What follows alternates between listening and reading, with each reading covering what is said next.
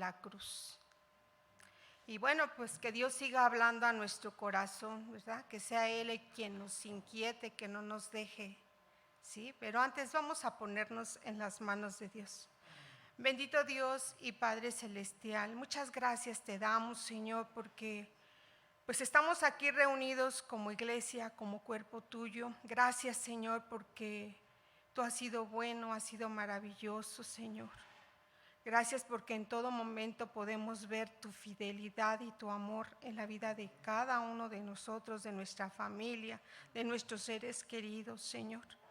Y Padre, pues, Señor, si bien es cierto, con temor y con temblor, Señor, yo me acerco, Señor. Te pido, por favor, que sea tu Espíritu Santo el que hable el día de hoy, que quitas toda palabra, Señor, torpe, Señor, aquella que no edifica el corazón de tu iglesia, por favor. Sé tú quien tome el control y sé tú el que hable en lo íntimo y en lo personal a cada uno de nosotros, pues tú mejor que nadie conoces nuestro corazón. Tú sabes la condición en la cual, Señor, estamos cada uno de nosotros. Dejamos este tiempo en tu bendita mano, Señor, en el nombre de Jesús. Amén. Bueno, pues a manera de introducción voy a hacer una remembranza de lo que hablamos el mes pasado, precisamente, ¿sí? Y lo que Dios nos dijo a través de su palabra. Porque si bien es cierto, su palabra nos confronta, nos desafía, pero también nos anima. Y bueno, todo esto pues con la finalidad de estar entrelazando lo que hoy Dios tiene para cada uno de nosotros, ¿sí? Porque recuerde que partimos de una realidad que hay en la iglesia. Y cuando hablo acerca de la iglesia, no me refiero solamente a esta iglesia Israel, estoy hablando a la iglesia en general. Y esa realidad es que en la iglesia hay muchos creyentes de Cristo, pero pocos discípulos de Cristo, ¿sí? Y esto no es lo mismo, ¿sí? Porque un discípulo es un aprendiz, es un alumno que tiene una obediencia total, un amor total, una entrega total, ¿sí? Para el Maestro Jesús. El verdadero discípulo está dispuesto a todo por Él, por la palabra de Dios y por el Evangelio. Pero hay un problema, ¿sí? Que no todos están dispuestos a pagar ese precio que pide el Maestro. El mismo Señor Jesús dijo a todos: si alguno quiere venir en pos de mí, niéguese a sí mismo, tome su cruz y sígame. Y si entrelazamos lo que el Evangelio de Juan nos dice ahí en el capítulo 6, versículo 60, donde decía que tenía muchos discípulos, ¿sí? Pero cuando escucharon el mensaje de Jesús, estos discípulos dijeron: dura es esta palabra, ¿quién la puede oír? Es decir, que la enseñanza del Señor Jesús era ruda, era severa, era rigurosa, y por eso es que dijeron ellos: ¿quién la puede obedecer? Y hoy tristemente se repite esa misma historia, ¿sí? ¿Cuántos verdaderos discípulos hay que están dispuestos a todo? Y en el versículo 66 de este mismo capítulo 6 de Juan, dice que desde entonces muchos de sus discípulos, ¿qué hicieron? Volvieron atrás, ya no andaban con él.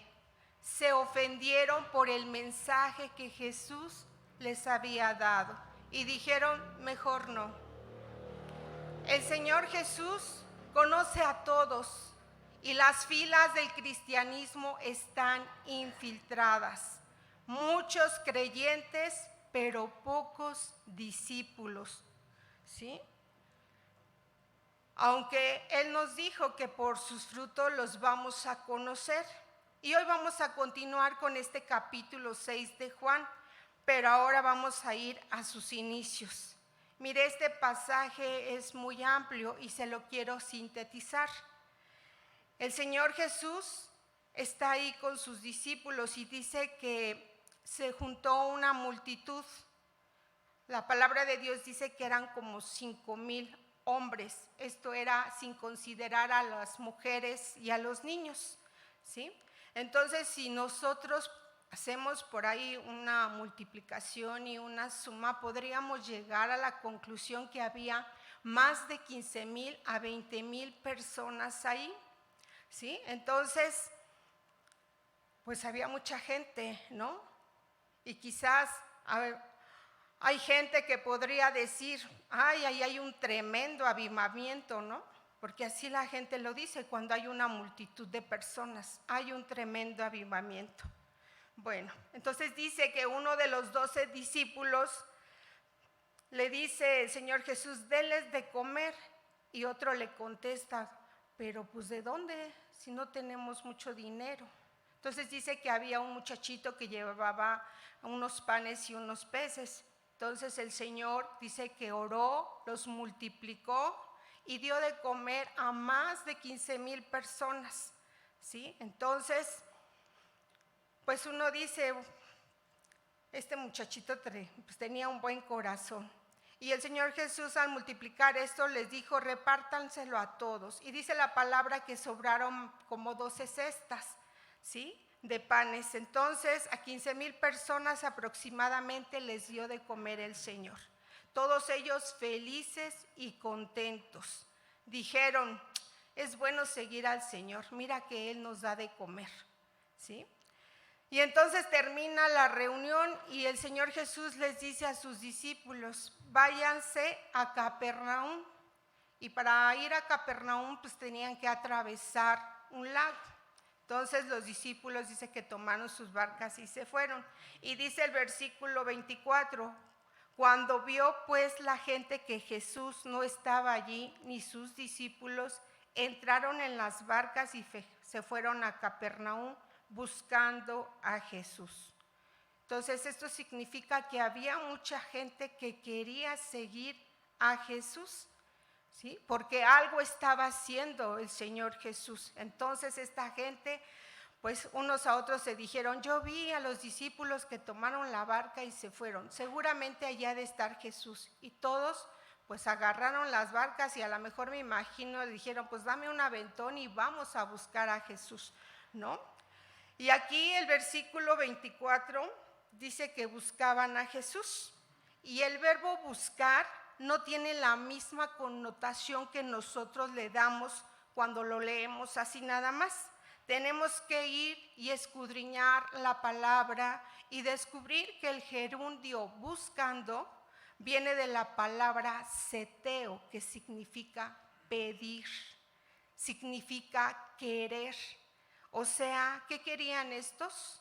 Pues más tortas, esto es, más panes y más peces, ¿sí? Entonces, ellos fueron buscando a Jesús para pedirles que les diera más de lo que Él les había multiplicado.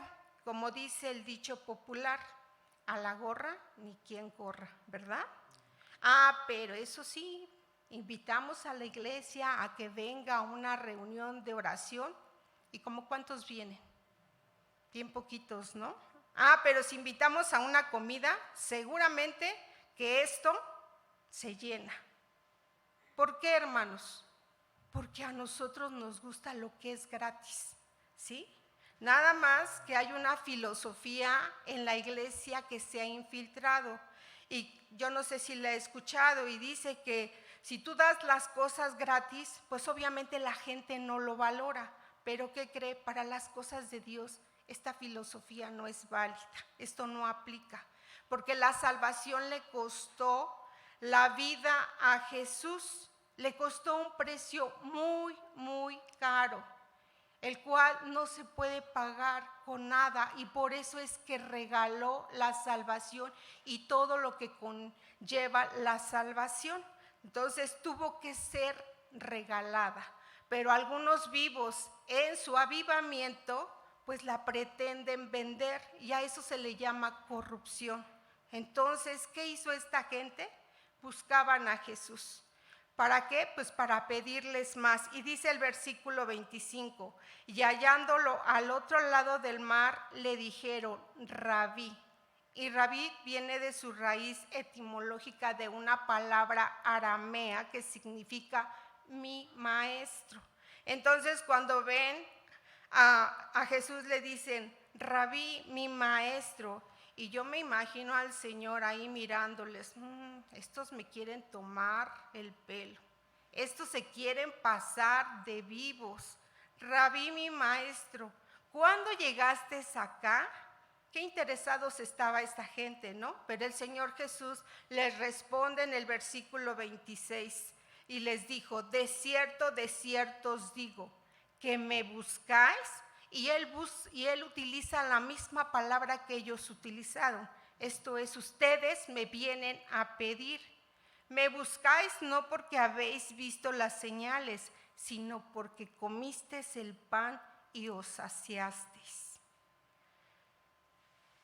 Por eso es que buscaban allí a Jesús.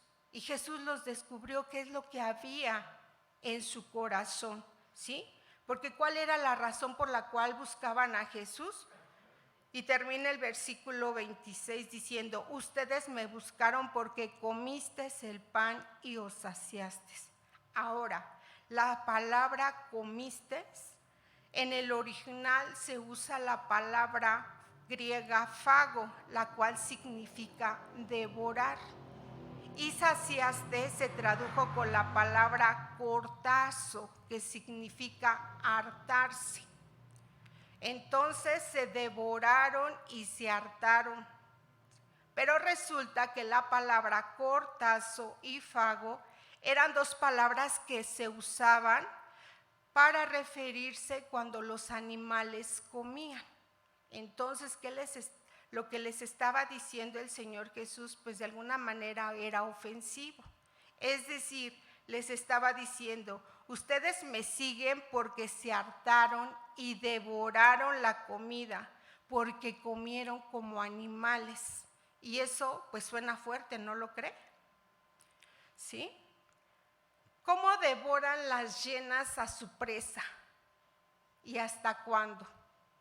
Hasta que se hartan, ¿sí?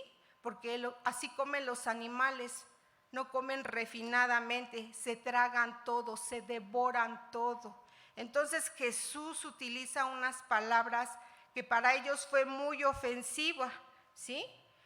¿Y qué fue lo que le ofendió? Pues eso, porque de alguna manera Jesús evidenció lo que había en el corazón de estas personas. Les decía, a ustedes no les interesa lo que yo les vengo a enseñar y a ofrecer palabras de vida eterna. Ustedes lo único que les interesa es lo terrenal. Ustedes son enemigos de la cruz de Cristo. Y si nosotros volvemos al Evangelio de Lucas, capítulo 9, versículo 23, donde dice, si alguno de ustedes quiere venir en pos de mí, y aquí venir, la palabra griega es ergomai, que significa acercarse a Jesús. Dice, niéguese a sí mismo. ¿Y qué significa negarse a sí mismo? ¿Que me voy a quitar en mi nombre? No. El verbo griego traducido aquí como niéguese es aparneomai. Esta palabra puede significar simplemente negar la verdad de una afirmación, pero casi siempre tiene matices que se asocian o se relacionan con las personas. Por lo tanto, negarse es repudiarse a uno mismo o el alejamiento de la relación con uno mismo, ¿sí? Como algo primordial. Entonces Jesús no está declarando sobre si somos malos o no, sino sobre con quién estamos estrechamente relacionados cada uno de nosotros. ¿Por qué? ¿A quién le debemos nuestra total lealtad? ¿A nosotros mismos o a Jesús? Bueno, para seguir viendo qué es el negarse a uno mismo, voy a invitarles a que vayamos al Evangelio de Mateo, capítulo 16, versículo 21. Y en este pasaje, a través de este ejemplo bíblico, vamos a ver lo que significa negarse a uno mismo, lo que Jesús está demandando y da a entender, ¿sí? Aquí encontramos una historia tremenda de un discípulo, de un aprendiz que estaba siendo formado por el maestro. Este aprendiz se llamaba Pedro. Dice el versículo 21 del capítulo 16 de Mateo: desde entonces comenzó Jesús a declarar a sus discípulos que le era necesario ir a Jerusalén y padecer mucho de los ancianos, de los principales sacerdotes y de los escribas, y ser muerto y resucitar al tercer día. Bueno, este texto lo leemos de alguna manera compactado, ¿sí? Pero si lo ampliamos esta escena, pues Jesús decía día tras día a sus discípulos: cuando yo vaya a Jerusalén me van a entregar con los sacerdotes, ¿sí? Me van a escupir, me van a patear, me van a transgredir, me van a menospreciar, me van a matar. Y los discípulos pues se asombraron, ¿no? Pero Él les dice: pero voy a resucitar. Y pues entonces los discípulos se turbaban, no entendían, ¿sí? Entonces cuando Él les dice: me van a matar, dice el versículo 22, entonces Pedro, tomándole aparte, comenzó a reconvenirle diciendo: Señor, ten compasión de ti, en ninguna manera esto te acontezca. Y si nosotros lo leemos esto así, pues podríamos decir: ay, qué buena onda Pedro, ¿no? Se compadece por lo que va a pasar el Señor Jesús. Pero resulta que la palabra griega reconvenir, ¿sí? En el griego es la palabra epitemao, que significa reprender. Y la Nueva Versión Internacional pues ya lo trae traducido.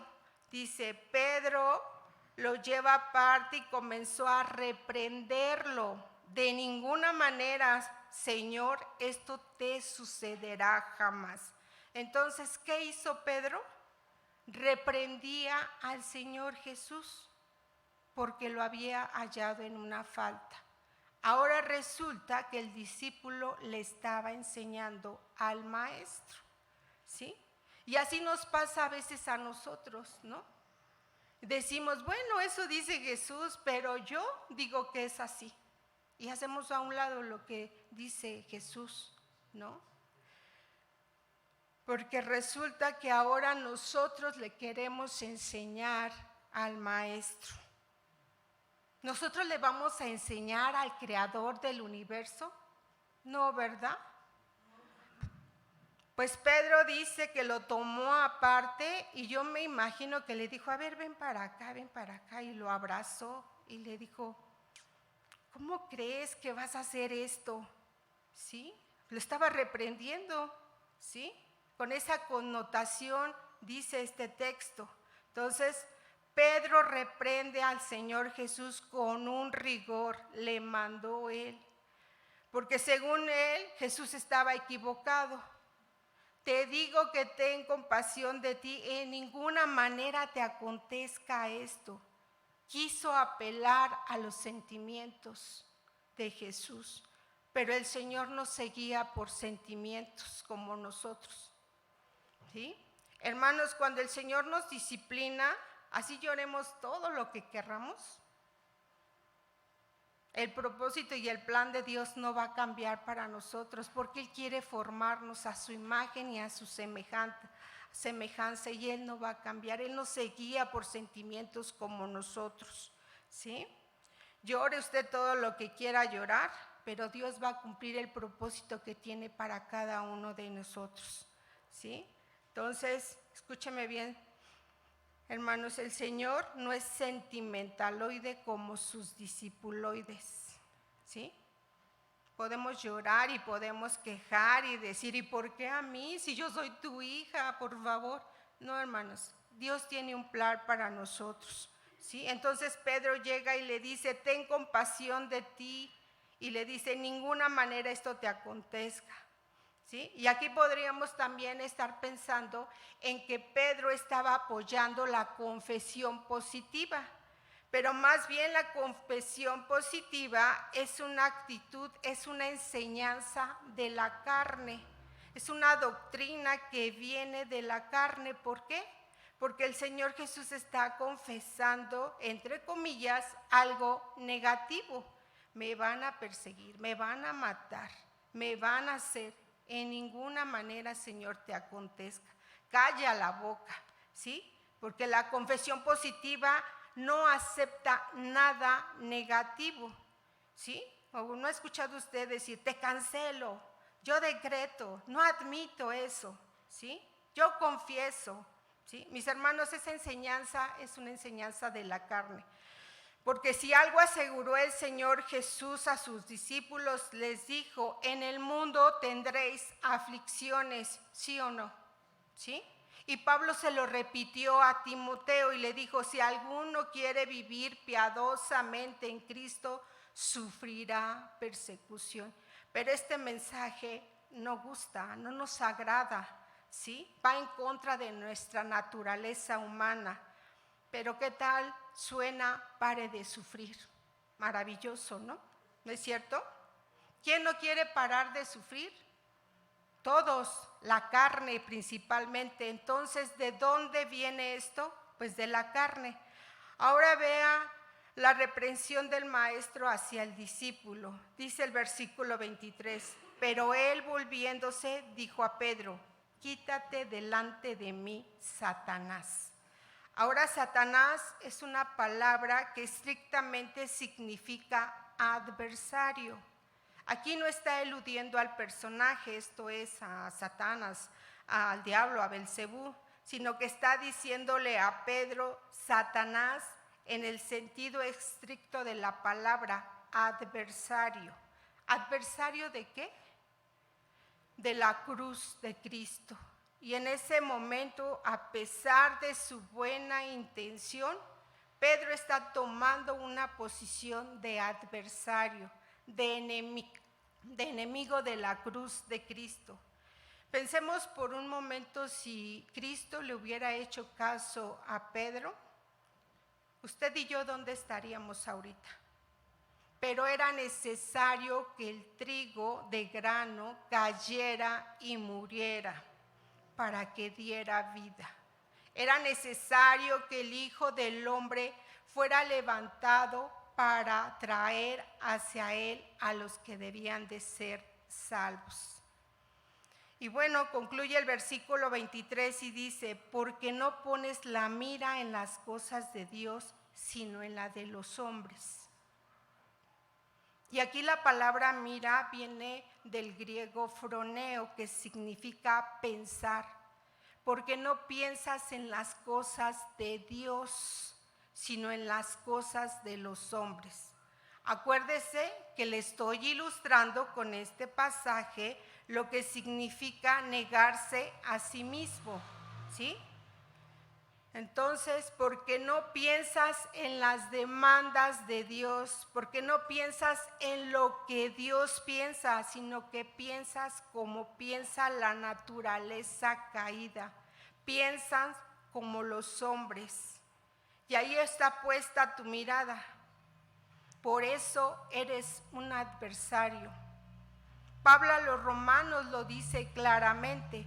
Cualquiera que quiera andar y agradar a la carne se constituye enemigos de Dios. Oh almas adúlteras, dijo Santiago, cualquiera que se hace amigo del mundo se constituye enemigo de Dios. Entonces, ¿qué es negarse a sí mismo? No sé si a usted le está quedando claro con esta enseñanza de Pedro. El que quiera venir en pos de mí, niéguese a sí mismo. Que ponga mi pensar, mis deseos, mis anhelos, ¿en qué? ¿En quién? En Dios y en lo que Él dice. Cuando los discípulos le dijeron, Señor Jesús, enséñanos a orar, Él respondió, cuando ores digan, Padre nuestro que estás en los cielos, hágase tu voluntad como se hace, ¿sí? Como se hace en el cielo, se haga así en la tierra.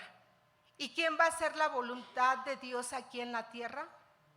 Sus discípulos, los verdaderos discípulos. Jesús mismo es la prueba de ello. ¿No le dijo, Padre, no se haga mi voluntad sino la tuya? Él no estimó hacer igual a Dios como cosa que aferrarse, sino que se despojó a sí mismo y tomó forma de siervo y se humilló. ¿Usted sabe por qué muchos matrimonios no salen de sus problemas? Porque los dos creen tener la razón, no se despojan, no se niegan a sí mismos, no toman la actitud que tomó el Señor Jesús.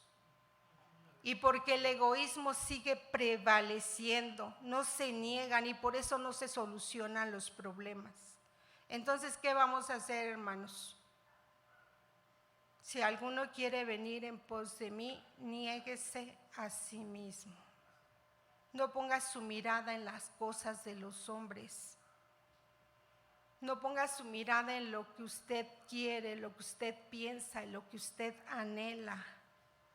Porque no es lo que usted piense, anhele o desee, sino que se haga mi voluntad, dice el Señor.